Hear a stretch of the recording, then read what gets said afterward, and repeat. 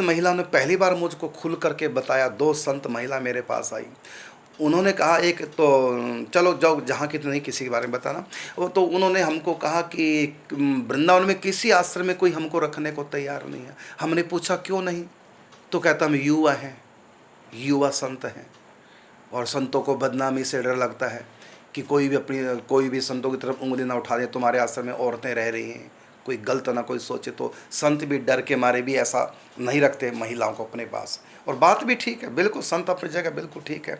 तो कहते किसी आश्रम में हमको ठिकाना नहीं मिला। कहते मैं इस समय रह रही हूँ उसमें किराए पे, 2000 किराए पे भी मकान मुझको बड़ी मुश्किल से मिला। वो कहते खाली करो। अब मैं बड़ी परेशान हूँ, कहाँ जाऊँ? मैंने फिर पूछा कि ये किराया कहाँ से आता है? कहते अब तक तो मेरे घर वाले भेजते थे, लेकिन अब वो कहते वापिस आओ। हम कब तक भेजें? मैं बड़ी परेशान हूँ। तो मुझको आके तो, और उन्होंने बताया ये मेरे साथ नहीं बहुतों के साथ हुआ। बाहर से इतनी दुनिया ब्रज में बसने के लिए आ गई, तो जो पहले से ब्रज में गृहस्थी आदि जो भी धर्मशाला सब बुक हो चुकी हैं और खूब पैसे में चढ़ रही हैं। तो संतों को कौन फ्री में देगा? कोई देने को तैयार नहीं। भोजन की दिक्कत, अंत में आप सुन के हैरान होंगे, है संन्यास नहीं, संत मने विरक्त होगी घर से। अब वो कान्हा माखन स्कूल है एक, वहीं रुक्मिणी बिहार में, जहाँ हम 108 कुटिया बना रहे उसके बगल में कान्हा माखन स्कूल है। तो उसमें वो सर्विस लगी करने 5000 रुपये, क्योंकि पढ़ी लिखी है।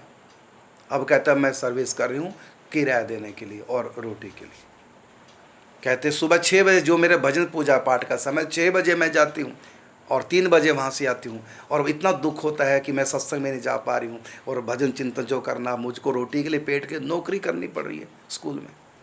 और कहते ऐसी स्थिति कितनी महिलाओं की। अब मुझको लगा कि मैं क्या करूँ, मैं किसी को भेजता हूँ, कोई ऐसी जगह मिल जाए, किराए की मिल जाए। मैंने कहा जब तक हमारा 2 साल बने, 2 साल के लिए कोई ऐसी बिल्डिंग किराए की बन जाए, मैं किराया देता रहूँगा और तुम लोग सब महिला उसमें आ जाए और खूब भगवान का भजन करो। वो तो बड़ी दुखी रोने लगी। वो कहने लगी ये तो मेरी परीक्षा हो रही है, कुछ भी हो मैं व्रत छोड़ के जाऊँगी नहीं, चाहे ठाकुर जी भूखे मार दें। ये तो हमने कहा कि वहाँ आश्रम इतने हैं। तो उन्होंने जो बात बताई, मैंने आज तक कभी इस बात की तरफ ध्यान नहीं दिया था, आज पहली बार बड़ी गहराई के साथ ये बात। वो कहता कोई भी आश्रम में हमको रखने को तैयार नहीं। कहता आपका भाई संग हो या आपका पिता साथ हो या आपका पति साथ हो, आप बताइए हम तो संन्यास ले चुके हैं, हमारा तो भगवान के सिवा कोई नहीं। कहते अकेली महिला को भी युवा, और ज़्यादा उम्र नहीं, कोई 25 साल की आयु होगी और पढ़ी लिखी लड़की है। बस वैराग्य होगा, नहीं चाहिए संसार। दोनों संत थे, दोनों मेरे पास है। और उन्होंने बताया कि ऐसा बहुत हो रहा है महिलाओं के साथ। पुरुष तो कहीं भी रुक जाए, महिला के तो उसको तो संरक्षण भी चाहिए होता है। तो मुझको बड़ा हुआ कि इतना कष्ट तो हमारे जीवन में भी नहीं है। हमको तो था हम कहीं भी लेट जाते थे। मैं तो कई बार सरकारी बिल्डिंगों में रात काट लेता था, ऐसे ही मैंने समय देखा अपना। लेकिन हम तो पुरुष थे, कहीं भी पेड़ के नीचे रात काट लेते, लेकिन महिला तो ऐसा नहीं कर सकती। तो अब देखता हूँ, सोचता हूँ क्या करूँ महिलाओं के लिए, ऐसा कोई मिल जाए बिल्डिंग मुझको किराए पे मिल जाए 2 साल के लिए, चाहे 1 लाख रुपये हर महीना मुझको देना पड़े, 2 लाख रुपये हर महीना मुझको बिल्डिंग का किराया देना पड़े। ये सब महिलाएं जाएँ और वहाँ भंडारा भी प्रारंभ कर दूँ। और ये खूब भजन, बहुत लगन वाली। उनको कष्ट हो रहा है कि मुझको 6 बजे, जो मेरे ठाकुर सेवा का समय पूजा का, मुझको 6 बजे उठ करके स्कूल जाना पड़ता है। और जहाँ स्कूल है वहाँ जहाँ मैं रह रही हूँ किराए पे समय, वो भी कहते खाली करो। और कहते हैं मैं 20 महीने हो गए मुझको यहाँ आए, और 20 महीने में मैं 3 जगह बदल चुकी हूँ, अब 4थी जगह बदलने के लिए कह रहे हैं। जब उनको मुझसे अधिक किराया देने वाला कोई मिल जाए तो फिर कहते खाली करो, दूसरा हमारे पास आ रहा है, या तुम किराया बढ़ाओ। अब तक कहते मैं क्या करूँ बताओ। संतों को भी, क्योंकि सरकारी ज़मीन है नहीं जहाँ बैठ के कुटिया बना ले संत, सरकार तो का कोई ऐसा रूल नहीं। और गरीबों के लिए आवास योजना सरकार ने रखी, लेकिन संतों के लिए किसी तीर्थ में नहीं। मैं कहता हूँ कम से कम तीर्थ में तो कोई आवास योजना ऐसी रखे सरकार, छोटी छोटी कुटिया बना के एक संतों को बांट दे, ऐसा कुछ कानून होना चाहिए। लेकिन अब नहीं है संतों के लिए। वृंदावन तो संतों की भूमि है, और संतों पे सब गृहस्थों का कब्जा हो गया है। माने वृंदावन में दुकानें, बाजार, कहाँ तो जंगल था, संत बैठ के भजन चिंतन करते, अब तो पूरा शहर बन गया। अब संतों के लिए बड़ी परेशानी होगी खड़ी सब इसमें। और शायद ठाकुर जी तभी प्रेरणा दे करके 108 कुटिया बना रहे। 108 का मैं तो कहता हूँ और ज़्यादा बन जाए, अच्छा है। जितने संत आएँ बैठ के भजन चिंतन करें। अब वो जंगल तो रहे नहीं, वो फल फ्रूट वाले कंदमूल फल खा लेते, अब वो समय तो चला गया। और संत तो अब घर छोड़ के बनेंगे, सब सनातन धर्म है, इसकी रक्षा ही संतों से होती है। तो संत तो रहेंगे लेकिन जगह नहीं रही। ना तो कोई प्राइवेट व्यक्ति ने आज तक अभी कॉलोनी ऐसी काटी जो संतों को एक कुटिया दान की जाए, ना कोई सरकार की ऐसी योजना है। तो आप सब लोग राधा कृष्ण परिवार सेवा ट्रस्ट का साथ दो भाई, जल्दी से काम हो। और जो भी दान करना चाहे 1 गज भूमि 21,000 की जल्दी से, और ये प्रारंभ हो जाए। वैसे तो डेट हो गई फाइनल हमारी, और 22 फरवरी को काम चालू हो जाएगा। तब तक वो सरकारी जो कागजात तो पूरे होंगे, और उसमें जो NOC कई प्रकार की होती हैं, तो वो सब हो रहा है, लगे हैं हमारे किशोर चरण जी, जितनी जल्दी हो सके। लेकिन मुझको तो हो गया कि बनने में भी कम से कम 2 साल लग जाएंगे, तो 2 साल तक ही इनके भजन में इतना विघ्न पड़ेगा। अब उनकी बात सुनकर आज मेरे मन में आया कि कोई बिल्डिंग मुझको किराए पे मिल जाए, 20-50 कमरे, और मैं 2 साल तक किराया देता रहूं, जब तक अपने 108 कुटिया बन जाए, फिर महिला संतों को सुरक्षित होकर प्रेम से भजन करें।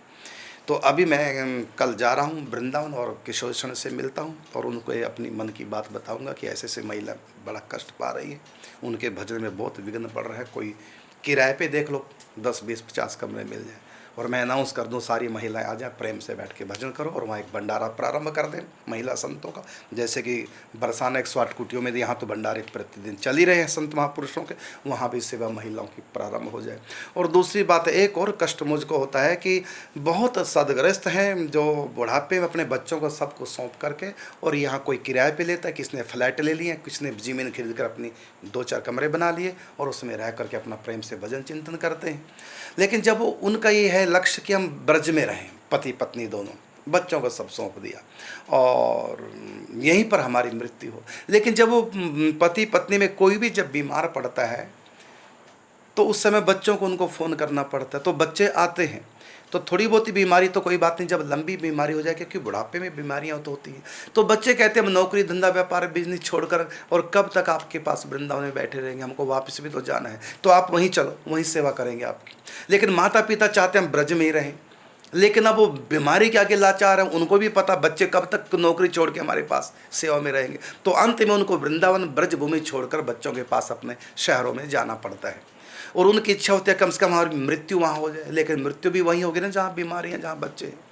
अब उनको दुख है कि क्या हम आजीवन ब्रजवास नहीं कर सकते, बीमारियों के नाम से हमको वापस घर जाना पड़ता है, और बच्चे बुलाते हैं फिर कि यहीं आ जाओ माँ, कब तक आपकी सेवा करेंगे इतनी दूर अपनी नौकरियाँ छोड़ करके, तो हमको वापस जाना पड़ता है। तो उनके प्रति भी मेरा आज, क्योंकि वहाँ की भी चर्चा मैंने बहुत सुनी कि कितने लोगों ने अपना कमरे बनाए रहेंगे, लेकिन बीमारी के नाम से घर वापस जाना पड़ेगा, वो परेशान है बेचारे, अब हमारे लिए भी कुछ करो।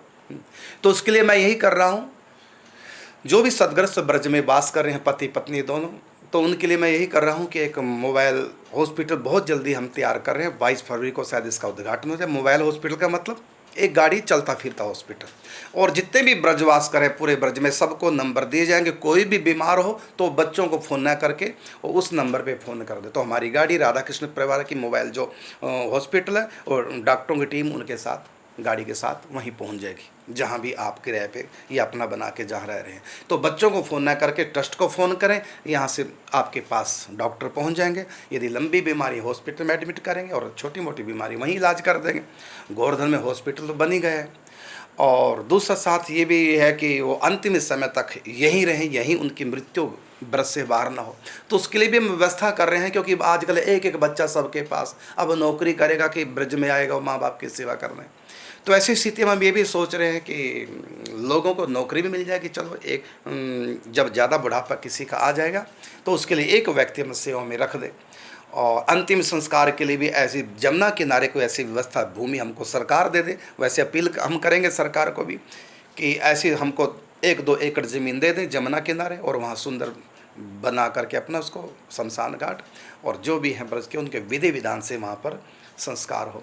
और संतों का कोई बच्चा तो होता नहीं, सब छोड़ के आ जाते हैं, तो संतों का संस्कार और बड़े मान सम्मान के साथ विधि विधान के साथ ये ट्रस्ट करें, क्योंकि संतों का आगे कोई संतान तो होती नहीं जो कुछ करने वाली हो, तो हम ही करें सब संतों का। ये एक प्लानिंग बन रही है।